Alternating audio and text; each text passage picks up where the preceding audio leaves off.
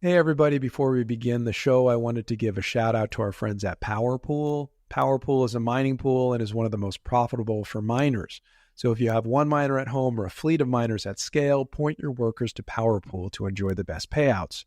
POWERPOOL supports a number of algorithms, SHA-256 for Bitcoin, X11 for Dash, and others. And of course, we're focused and we care about the most, S-CRYPT for Litecoin, Dogecoin, and now Bell's Coin, merge mining.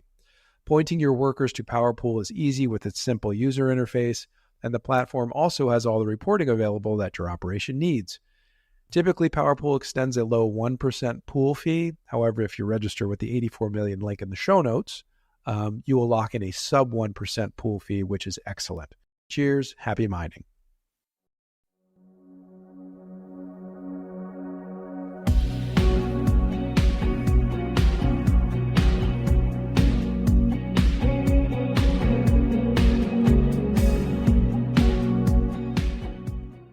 Hello and welcome to the 84 Million Podcast.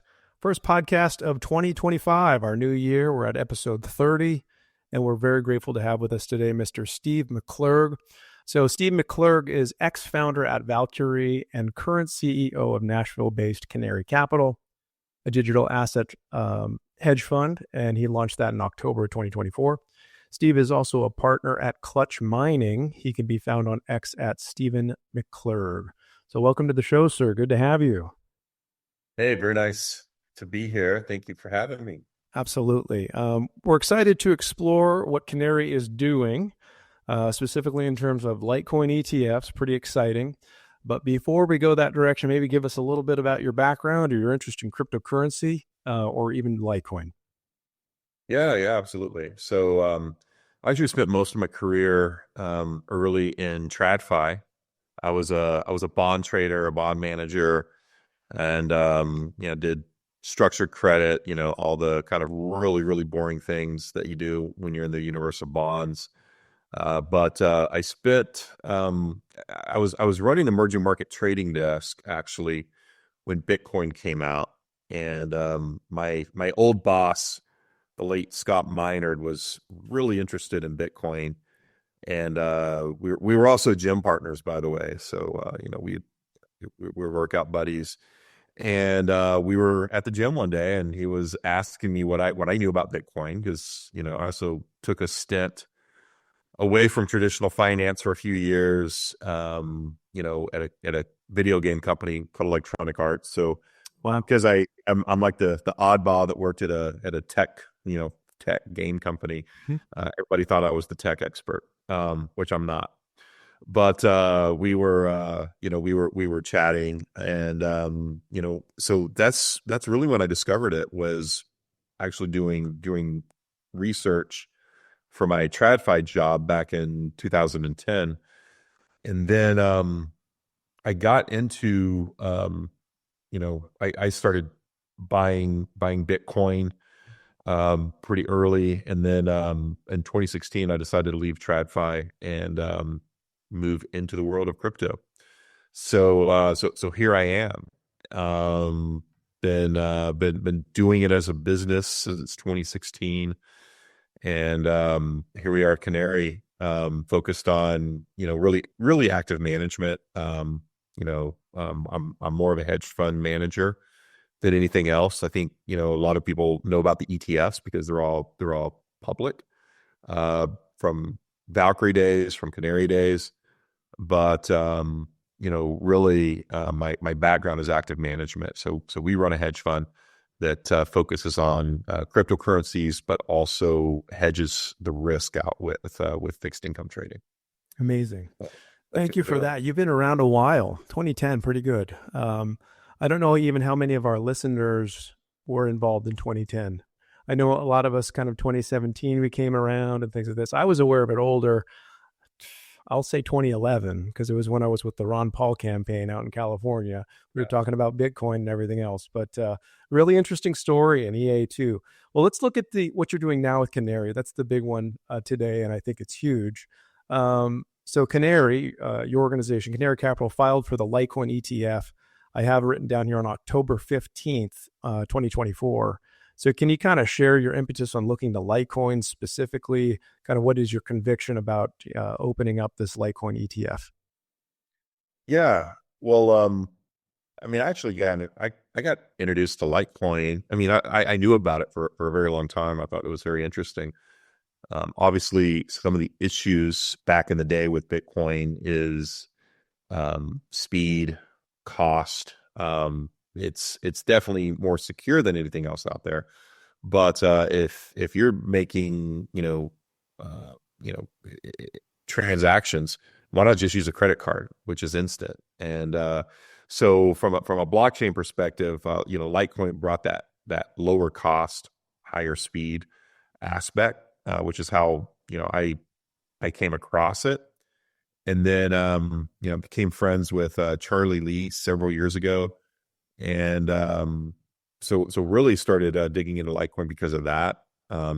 We were actually on a podcast together once, talking about how he created Litecoin, and I actually found it quite fascinating, his story, more than anything else. I mean, yeah, I was researching Bitcoin in 2010, but I wasn't smart enough to buy it back then. Right. But hearing his story about how he was like, basically going and meeting, he was a developer I think at Google, and meeting people at like Starbucks and handing them, like bags of cash and buying their Bitcoin from them because there was really no other way to do it. It's like, wow, man, you took a massive risk on a technology and a product that is not even mainstream enough to where there were exchanges at the time when you were buying them. So true. So that's pretty impressive, But yeah, we were on the podcast, and he was kind of describing why and how he built Litecoin, and that really intrigued me. But that's really how I got introduced to it.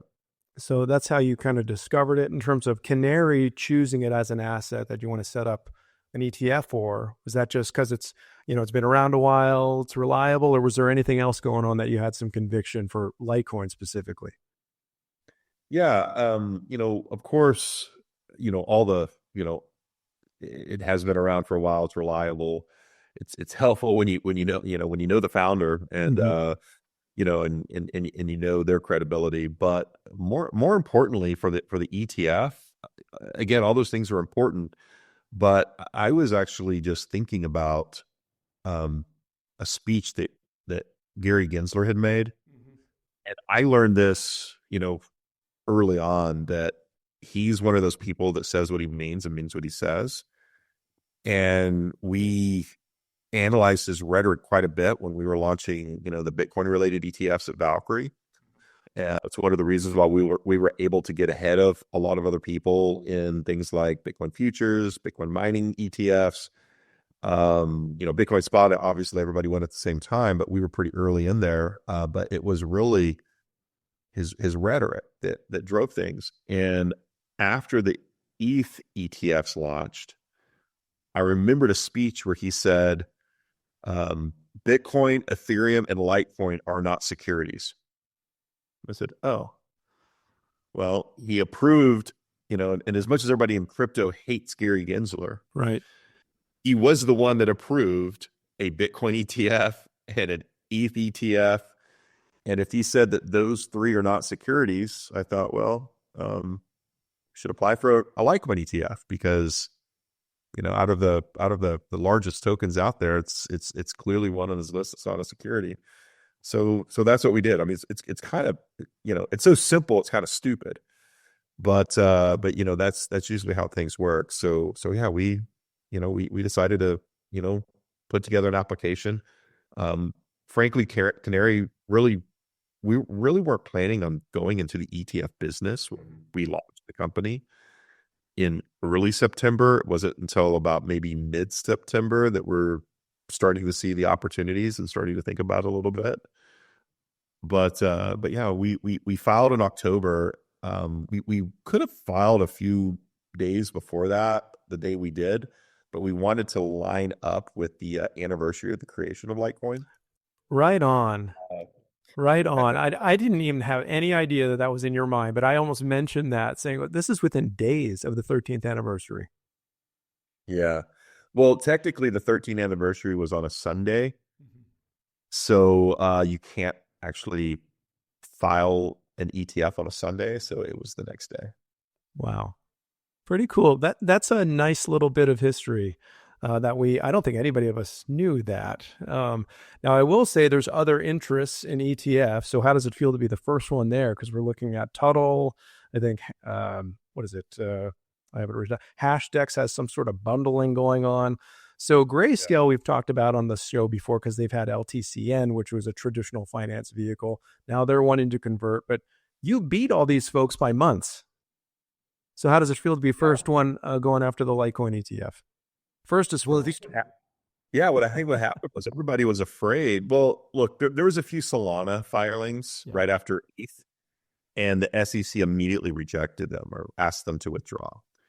And we decided. So I think that kind of scared off everybody. Like, okay, Solana is the next biggest one, and if the SEC is really going to shut the door here, why bother? I was like, yeah, there's got to be, I think I'm right here. I think I literally played Gary Gensler's speech over and over again to try to hear if there was any nuance to what he said, and there really wasn't. I was like, yeah, this is the right time. So we decided that we would lead off actually with Litecoin. Well, actually, we're also thinking about, okay, well, Litecoin is not a security, but is there anything else? Right? Because it's a good question. Yeah. Is to start throwing things out there, but is there anything else? And one of the interesting things about HBAR, a lot of people are like, why HBAR? That's a weird one. Well, I was actually in South Korea the first week of September at a crypto conference out there. I hadn't been out there in a long time, but the interesting thing about South Korea is it often passes the US in crypto trading volume, depending on, what month it is. Yeah. So there was earlier that year, Korea again passed the US in crypto trading volume. Like, it's such an important market. It gets overlooked. Yeah. And they were way ahead of the US back in 2013, 2014 in trading and exchanges. And one of the things, as I was talking to people, I realized that HBAR is the fifth highest traded security or highest traded crypto in Korea. I was like, okay, well, that's interesting. And then if you look at the way that they actually, delivered HBAR, which is different than, Litecoin, obviously the mechanism is exactly like Bitcoin mining. But HBAR, every time they released more tokens, they actually filed with the CFTC. That's interesting. Wow. So they're all registered. So it's I think they're the ones that did that. So for a large, that suggested safety for you. Yeah. Yeah, it's safety. So I'm like, okay, well, this is possibly not a security. Litecoin is clearly not. HBAR is possibly not. And then XRP, of course, was an interesting case where, they had just, won a lawsuit against the SEC. Ripple did. Yeah. And it looked like the courts are gonna, very clearly state that, and they have already, even though, it's still ongoing, but that XRP is not a security. Like, okay, well, there's three. So we, so again, we started on Litecoin really first, and then did all three of those. Filed all three of those. And then we kind of threw Solana out there just to, everybody else did. Well, people like Solana, they really do. And you know what? I think over the last 7 days, their official Twitter handle or X account said that they've celebrated 1 year without an outage. So woohoo, amen. We laugh as Litecoiners because we've never been down. Yeah, we've never been down. Even Bitcoin had a brief blip. So they're at like 99.98 and change, technically not 100% uptime, but we've enjoyed that. And of course, that's because of Bitcoin developers and us sharing code and catching things before, before we carry it over to core or whatever. But those are interesting stories. Any thought on Doge? it's merge mined with Litecoin. It's also decentralized. It's one of these new so-called made in America, that whatever you think of this designation. Ripple, of course, falls into that too. But any thoughts on Doge? You know, I actually don't believe that Doge is a security either. And sure, it merged mines with Litecoin. I mean, Charlie kind of saved it, back in the day, by offering that feature. It's essentially, it's essentially a fork of Bitcoin as well. If you technically, or not technically, but it is. Yeah, it's decentralized, proof of work, no founder stash, etc. Yeah. Yeah. All the things that makes Bitcoin not a security, that makes Litecoin not a security, makes Doge not a security. Yeah. The issue I have with Doge, and by the way, people on my team at Canary were dying. They were like, hey, we got it. The people want a Doge ETF. I mean, they've got a government department now. Come on. Exactly. Yeah. And I tell you, the thing that held me up, and the reason why we never did and probably never will. Okay. So you probably never will. Okay. Very good. Yep. Yeah. It's because Doge has an unlimited supply, and it was literally designed as a joke to be the opposite of Bitcoin, and designed to print unlimited amount of Doge, taking the price to zero. So as a fiduciary, can you really put something in an ETF wrapper that is designed to go down in value and look people in the eye and say, yeah, it's a joke. It always was a joke. It's designed to go down in value, and I'm putting in an ETF for you to buy. I can't do it. So it sounds like a principled decision on your end. Fair enough. I was just curious. And I think more of a legal or stay out of trouble decision. We'll have to see. Good point. I mean, it's gotten, I think everybody that was aware of Doge, when they did the NASCAR thing, and again, when it was set up to be a joke, a tipping currency for like message boards online, I think it's blown everybody away in what it did. But you're right. It's not capped. It is not nearly as hard as Bitcoin or even Litecoin. So I was just curious about that. So maybe we're never getting a Doge ETF from Canary. Never from Canary, but hey, other people are certainly welcome to and will, and you can access a Doge ETF from somebody else, just not me. Very good, very good. Well, maybe you can share with us, back to the Litecoin ETF, what's the process been like? What's been done? Where are we now? The green lights you've seen? Yeah, it's one of these tricky things when you're working on an ETF. You can't really talk a whole lot about it. Obviously I can state that, what was my decision in filing. Great. Here's the date we filed. But as far as like interactions with, the SEC and our process, I really can't talk about that a whole lot.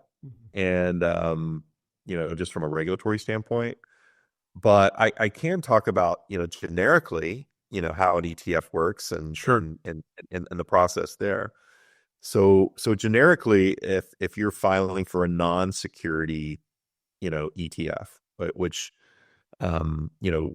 would fall into what's called a 1933 Act. So there's two types of ETFs. One that's guided by the 1940 Act, one that's guided by the 1933 Act. Most ETFs you see are 40 Act.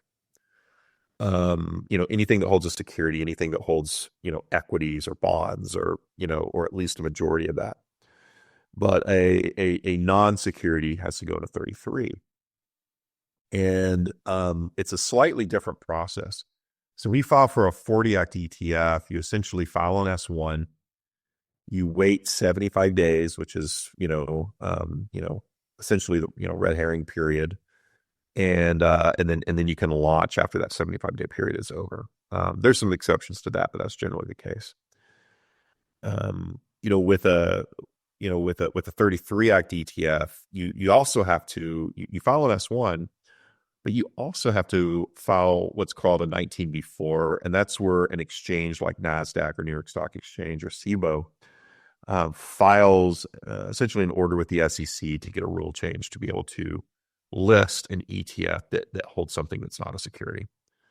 So, so what I like to do is work with regulatory agencies and not necessarily against them.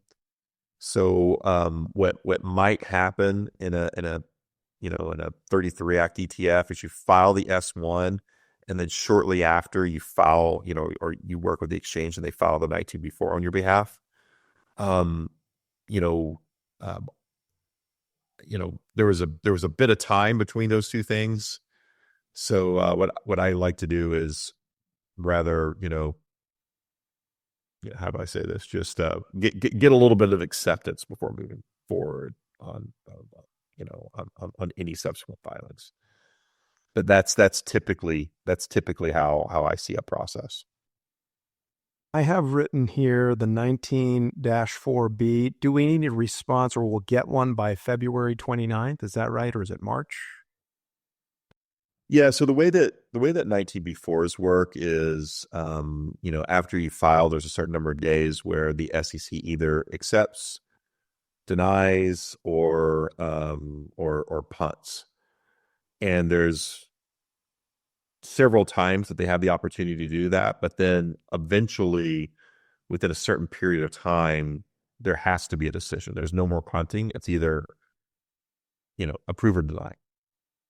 So, the real answer is I don't know.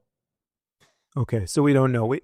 Because again, you were first to file. So far, it looks like everything's going through. Because there's lists of, I guess, other folks who have filed for various ETFs and different cryptos and focus. And we haven't seen a lot of the green lights that we've seen with you. I can say that again. I'm saying that as the host of the show, and from what I can see with what's been revealed with the public so far. But I didn't know if we had a time frame. So it sounds like you don't even know. Yeah, I mean, there is a time frame, but again, it doesn't mean that something is going to get launched within that period of time or get approved during that period of time. Right now, the period that we're in is the public comment period. Okay. So they will, typically the SEC won't approve a 19B4 while you're still in that initial public comment period. It'll always be after that, that initial period of time. And then it just kind of becomes do we punt? Do we approve? Do we deny? But I don't, I've been watching comments coming in. It's actually been pretty positive. So I can't imagine there being anybody that writes up something negative that we would have to, answer questions on. Yeah, we had Charlie on the show last year, actually 1 year ago to the month, and we were talking kind of well before y'all filed. In fact, I don't think Canary was even around. Like I said, September, October is when you started your new agency. But we were talking about this idea of a Litecoin ETF and kind of the idea that if Bitcoin gets approved, how do you deny Litecoin on its merits if you approve Bitcoin on its merits? So again, we have the Gary Gensler speech. We've already heard that it's not a commodity, or sorry, it is a commodity or commodity-like from some agencies. He didn't say that, but he did deny that it was a security. He said Litecoin, probably not. I'm not a lawyer, but probably not. So he did already establish that, Litecoin is not a security. So I'm optimistic. I think many in the community are optimistic that these Litecoin ETFs, of course, Canary's leading the charge, will be approved, and looking forward to them. So pretty amazing stuff. Yeah, no, I appreciate it. We're hoping for the best. But of course, anything can happen. And I will say this too. It was a great idea back in October when Gary Gensler was still the SEC chair. He's not anymore. So who knows? The next person that takes the chair could say like, nah, I don't like Litecoin. Do you feel that with the current administration that is likely, though? Not at all. I don't either. But my job is it could happen. Analyze risk. Of course. We're level-headed people here. It's good. It's good. It's good to manage bots for too long. You're negative on everything. That's just who we are. Yeah. We always try to find Let's go to the optimal outcomes. Let's say Canary's green lighted, everything's good. Is this something that will need to go through Canary to access? Is it something that I can open my Fidelity account and 2 taps on my phone, add it to my portfolio? What's it like to access this if this does go through and everything's approved? Yeah, I mean that's the beauty of ETFs is ETFs in general make investing very easy for a lot of people. This was the beauty of putting Bitcoin in an ETF, and all the people that even before us that worked really hard to try to make that happen, starting with the Winklevoss twins. They saw that as a moment where almost anybody with a brokerage account can invest. So myself, I can go through my brokerage. It's so much easier actually to go through my brokerage account than go to some crypto exchange to trade. So and if you have a self-directed IRA, you can do it through there, which I've done. Mm-hmm. But yeah, most brokerages do list Bitcoin ETFs, and it's expected they would list any subsequent crypto related ETF as well. Good deal. Like I said, we're all excited to see what happens. We're following along. More will be revealed, folks. In terms of you, I guess, operating a fund like this, an ETF, so it is paper, but it's representative of physical Litecoins. Are you buying those straight from the miner? Are you getting them from exchanges? A little bit of both. How does that work?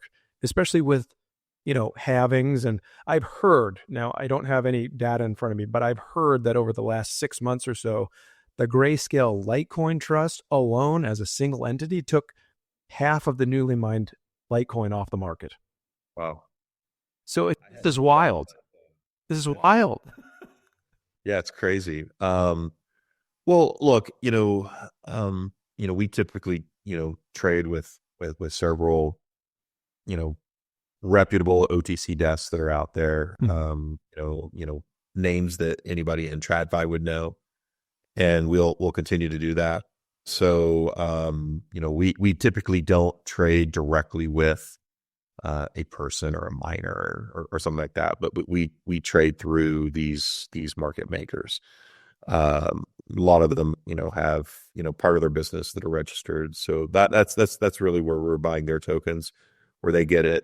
Who knows? Hopefully, onshore, which makes things easier from a compliance perspective. But that's who we trade with. Yeah. Just curious. Appreciate anything you're sharing. And so far, so good. This is great. Maybe we can move to some miscellaneous. I know we don't have a whole lot of time on this episode today. And again, thanks for coming on. Maybe just a few miscellaneous items, and then we'll land the plane here. Looking at an old tweet, and you sort of alluded to this already, having met Charlie Lee. You wrote, "Always bet on Satoshi Light once upon a time." And I'm just curious, what inspired that tweet? Maybe you don't remember it, but we can find it in your feed. Hey, even if I don't remember it, it's something I often say. Charlie is probably one of the best traders out there. Mm-hmm. He's regardless of what he's trading, he's one of these guys that he sees a technology, he identifies it early. He's one of the first guys in, and then is one of the first guys out as well. So he's a great trader, and if he's doing something, I'm following. You got it. By the way, I'll be and to take that a step further, mm-hmm. He got a lot of heat for selling Litecoin at the top of the market. I give him no heat. I mean, why would you not? Right? Mm-hmm. It's not like you pre-mined a bunch of Litecoin and then you dumped it on the market top of 2017. He earned it off fairly, and he has the right to sell it whenever he wants. And that was a massive top for all cryptocurrencies for a very long time. And when he got back in to Litecoin at the foundation level and started building on it again, that's when I started paying attention. I was like, okay, if Charlie's jumping back in, then the book has not been completed yet, and there's probably some really cool things that he's building. Yeah, fair enough on that. And it's kind of astounding how that is still used and it still echoes, people, trolls, whatever.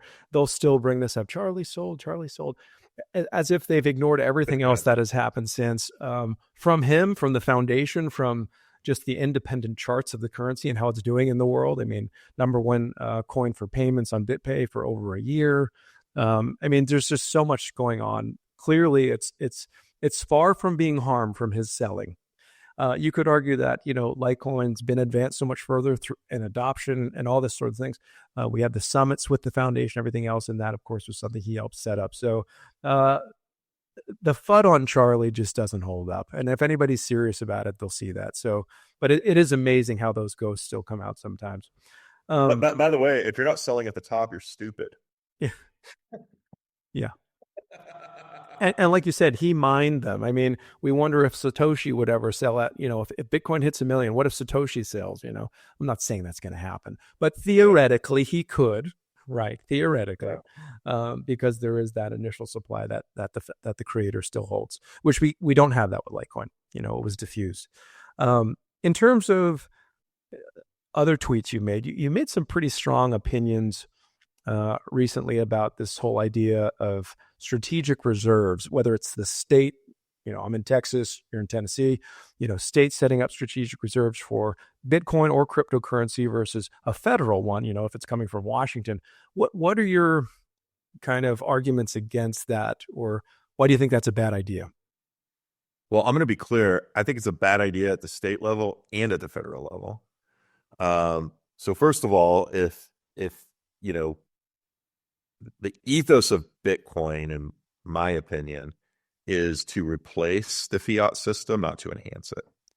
So first of all, if you're a Bitcoiner, you're encouraging the government to buy Bitcoin to back the dollar or back whatever currency you're in, it's like your ethos is split, and so that's number one.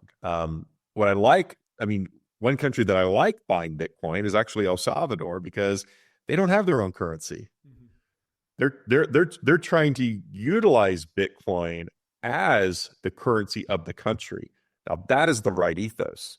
Okay, so I'm all for that. If you're buying Bitcoin as a country to replace either use of the dollar or use of your own currency, that is a fantastic use case. Second of all, if you put that much Bitcoin in government hands, then they control the supply. Yeah. Right. I don't want that. And then third, this is my argument against, Bitcoin as a reserve currency at the state level. I actually, some, state representatives in Tennessee actually approached me and asked me about, what my thoughts were. And I said, don't do it. I was like, we need people that support our industry as representatives. And he's like, well, what do you mean? I was like, well, if you go out and pass a law right now, because they're in session now, you go out and pass a law right now that allows you to start buying Bitcoin, we're at the top of the cycle. Yeah. And then when you're up for re-election in 18 months, we'll be at the bottom of the cycle. And all people are going to talk about was like, oh, these are the guys that wasted our state treasury buying Bitcoin. It's gone down 60% or whatever the drawdown is going to be from top to bottom. It happens every 4 years. If you don't see the pattern, then you're not paying attention. So what's going to happen to the guys that sponsor that bill? They're not going to get reelected. And now we've lost advocates for our industry, at state level. I don't think it'll happen at the federal level, but it's just, the timing's bad. For somebody that wants to get reelected. So anyway, it's a weaker argument of the three, but it's still a very important argument. Yeah. Yeah. It's interesting. There's a lot of talk about this, which seems to have come out of nowhere, I guess, over the past year. And then I guess behind the scenes, there are moving parts before it gets to the representatives in Washington or otherwise. But it's a fairly new idea, but it seems to be overwhelmingly popular. It's just, that's why I wanted to ask you to share your opinion, because I don't hear a lot of criticism of it. I've said the same thing on this episode, or on previous episodes of this show, that I'm a little bit concerned that it is a form of capture, because if it's all in a vault in a government address or addresses, I mean, how are we using that? How is that person to person cash? Bitcoin has changed a lot, and that would continue to take it down a path that I think is not the original intention. But and of course, if they did that with Litecoin or commodity type cryptos, it's the same thing. It's taking it away from individuals who could use it otherwise. Now, I understand an ETF takes a decent amount off the market too, but you're still private, and at some point you'd liquidate and sell back to the market, and so I don't think that's exactly the same as a government locking it up. Well, here's the reality. Yeah. And I'll use Bitcoin as an example because it's the oldest and most, and largest. It's still in speculative stage. So what an ETF does, it allows you to invest and speculate on, the price of Bitcoin, which is great, or any cryptocurrency for that matter. Yeah. And as adoption grows, you've got two vehicles to hold it. One is an investment vehicle, and then of course in your own wallet as a payment vehicle. It's no different than buying currency shares, which is a type of ETF that holds various currencies. You're transacting in those currencies, but here in the States, I'm not transacting in euros all the time, but I can speculate on the strength or the weakness of the euro. Right. Through that. So same thing with Bitcoin. If it's going to be a legitimate currency, you do have to also be able to speculate on it, even when it hits, peak transaction. So I don't have a problem with that. But look, the reason why it's so popular, this SBR, is because it pumps everybody's bags, which is great in the short run, but in the long run, is it a good thing for Bitcoin? Probably not. Where are we now? You've been in the space for a long time. Where are we now in the cycle? You already kind of said that we're nearing the top, if not at the top of Bitcoin. Where are we now? Where are we going, let's say, in 5 years or 10 years, with Bitcoin maybe just as a general point of interest in the crypto space? Well, as a Bitcoiner, I'm going to say something that's very unpopular among my peers. But where we are in the cycle, I mean, if you look back at the last two cycles, which I think are a little bit easier to compare to, we really peaked out in December in 2017, and then October in 2021. So we're I think in a normal cycle, we would probably peak out around September, October of this year. But there's a lot of macro headwinds. I'm seeing a lot of signs for recession. So, top price for this cycle will probably be March, April. Is my best guess. A dull during the summer and hopefully reach all-time highs again, or at least get close in September, October. But I think that's a lower probability than anything else. I also am watching Bitcoin become, even though there's more people coming in, the network effect is pretty much already taken. So the law of large numbers really prevents Bitcoin from going up in the same amount of percentage terms in the last couple of cycles, going into the next one, or even finishing off this cycle. So my price target is actually, I made a price target about a year ago for where we'd be this year, and I've adjusted it down. I'm more in the range of 125 to 135 this year, and then 4 years from now, 175, 200. And as bearish as that sounds versus everybody else's price predictions, I think it's just the sobering reality.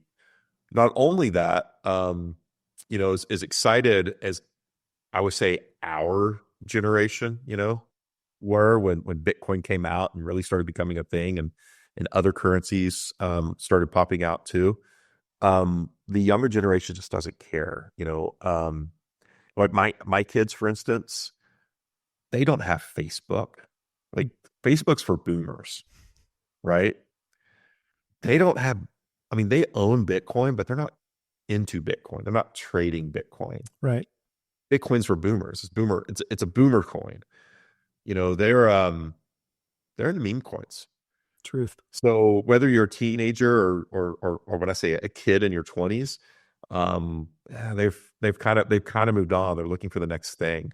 So you're not getting adoption from younger generations like you are from, I mean, the original people that were going into Bitcoin, first of all, were like just, first it was nerds, then it was libertarians, Yep.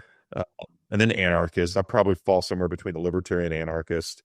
Gold bugs were also really early because they understood that store of value. Except Peter Schiff, but yep. Yeah, but that is, but those are the people that were all kind of, I mean, Max Kaiser was a big gold bug. Yeah. Before Bitcoin, for sure. Right. So, yeah. But those are the groups that were early adopters, and the next generation, Gen Z and Gen Alpha, they're none of those things. Yeah. Right. They're pure technophiles that are moving on to things that have greater speed and more efficiency, which, sorry to say, but some of the more established, more secure tokens like Bitcoin and Litecoin just don't have that. So I think we're going to struggle seeing adoption, and that's why I'm more bearish than most. Before we end the show, any final thoughts from you? Again, we appreciate you coming on here. Where can we find you and what you're doing on Twitter, web, whatever platforms you want us to hear about? And maybe just what are your final thoughts here today? Yeah. Twitter, I'm Stephen McClurg. Very, very simple, easy to find. Canary is canary.capital is the website. Kind of boring. But that's really what we're up to. If you want to sign up for macro newsletters, feel free to come to the website and sign up. We're usually pretty negative all the time, just like I was just kind of pop the balloon at the end, with young adoption. But again, I'm always looking for where are the risks. I'm not a very optimistic person, but I make optimistic decisions once I understand risk. But final thoughts are I still think that there's a big opportunity in the space in general. My Litecoin target is actually really high this year. I think whatever Bitcoin does, it 4x's. So, I think. So do we get our comma? Yeah, exactly. You would say yes? Yeah. Maybe generously so. I don't know. Do you want to share? What did you have a specific number or range? Look, I think Litecoin, my target for the year is somewhere close to 350, 400. Okay. So no commas yet. Not this year. It inching towards previous all-time highs. It'll come. Okay, it'll come. Well, very good. Steve, I think we've done it. We're at 42 minutes. You're a busy guy. Thanks for coming on the show. Everybody check out Steve again on X and canary.capital. We appreciate you coming on the 30th episode and helping us reboot our 2025 podcast year. And we'll be watching you closely online, sir. Thanks for coming on. And maybe we'll see you in Las Vegas in May for the Litecoin Summit. I think you will. Beautiful. All right, friends. Tune in. Thanks for everybody who's listening today. Find us on 84million.com/podcast, wherever you stream your podcasts. And of course, we're on X. So cheers, everybody. Until next time. And thanks again, Steve. Have a good one. Thanks for having me.